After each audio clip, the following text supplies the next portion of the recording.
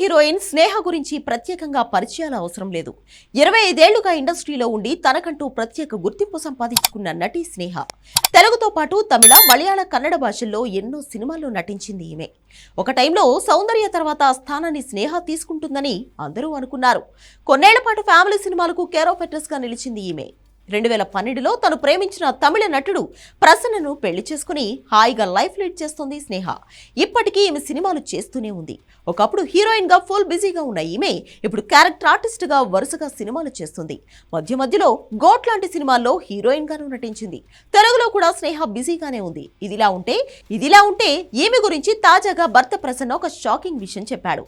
స్నేహ ఒక వింత వ్యాధితో బాధపడుతుంది అంటూ రీసెంట్ గా ఒక ఇంటర్వ్యూలో ఆయన అసలు నిజం బయట పెట్టాడు. ఇది తెలిసి కంగారు పడుతున్నారు అభిమానులు. ఇంతకీ స్నేహ ఏం వ్యాధితో బాధపడుతుందో తెలుసా? ఓసిడి. ఏంటి, ఇది కూడా ఒక వ్యాధి అనుకుంటున్నారు కదా? చాలా మందికి తెలియదు, కానీ ఓసిడి కూడా ఒక వ్యాధియే.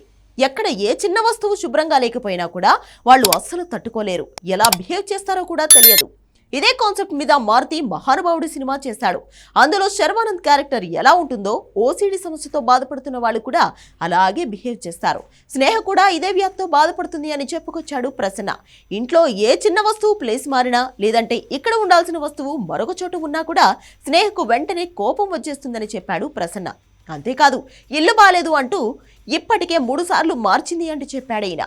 గత 12 సంవత్సరాలుగా మార్చకుండా ఏదైనా ఉంది అంటే అది నన్ను మాత్రమే అంటూ సెటైర్ వేశాడు ప్రసన్న. ఏమైనా కూడా ఓసిడి అంటే తక్కువగా అంచనా వేస్తారు, కానీ అది కూడా ఓ రకంగా డేంజర్. అందుకే ఓసిడి ఉన్న వాళ్ళ దగ్గరికి వెళ్ళడానికి 1కి 2 సార్లు ఆలోచించాలి.